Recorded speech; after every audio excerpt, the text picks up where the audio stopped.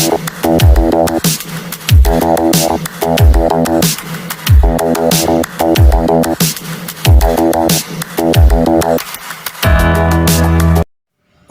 mga kajinban, welcome na naman sa aking munting channel sa hapon na ito mga kajinban. Samahan niyo ako at mag-unboxing ako ng bagong dating na relo natin mga kajinban. Alright, maiksing video lang po ito kasi relo lang naman yung i-unboxing natin. Alright, kung makikita niyo mayroon tayong maliit na box dito. Bali tinanggal ko na po siya sa plastic. Kung makita niyo, ito yung plastic niya mga kajinban. Ayan.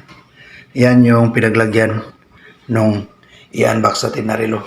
So bali tinanggal ko na, ito na lang yung box at i-open natin.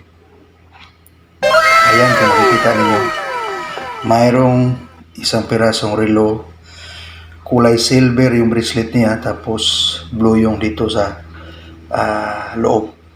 So ito po ay kararating lang at ina-unbox ko agad. Bali, ito na po yung magagamit natin sa parang araw mga kajinban. So, hindi naman gaanong mamahalin ito. Ang importante mayroon tayong magagamit sa pang araw-araw. Lalo na pag tayo ay umaalis sa bahay mga kajinban.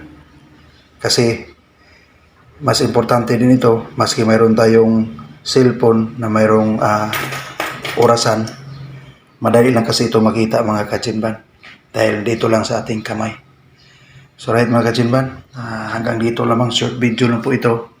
Bali, na-share ko sa inyo yung pag-unbox ko sa relo na ito mga kajinban. Alright, bye-bye hanggang sa sunod mga kajinban at salamat kung nakaabot kayo sa dulo ng aking video. I love you all. Ingat kayo lahat. Bye.